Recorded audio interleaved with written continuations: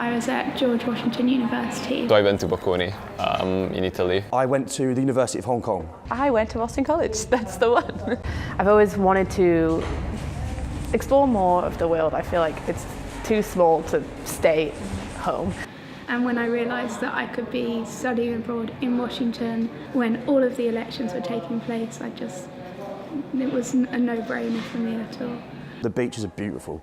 I loved Hong Kong, it's brilliant. I did a lot of interning stuff out there. Even when you come back, you would see things differently.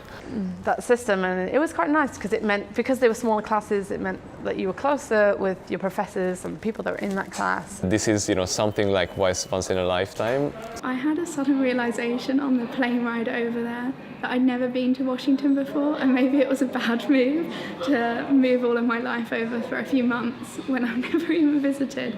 And the taxi ride to GW was the Capitol Hill, the monument, the Lincoln Memorial, and then you're pretty much at campus. And I didn't really know, because that was my third year, how I would be able to balance, actually exploring like the city, going to like Erasmus organized parties and events, but at the same time keeping up with my studies.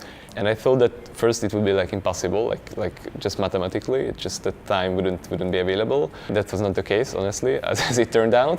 It's too difficult, I think, even if you were someone who was susceptible to being homesick. Hong Kong's so busy that you don't really have a chance to think about being at home. It doesn't really ever cross your mind because there's always something to do.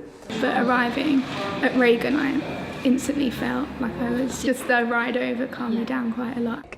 If you're contemplating something, just do it, because if you don't do it, then you'll regret it. You won't get another opportunity to spend 4 months or a year in a place like any city where you're not having to work. You're at university, so it's a lot more chilled out. You've got time to sort of explore rather than having commitment of having to wake up for a job at 9 and leaving at 6. You can actually go do your lectures and the rest of the day's yours. I'd instantly regret it if you don't do it. I had this impression from like day one that all the other students, they know that this is something like once in a lifetime.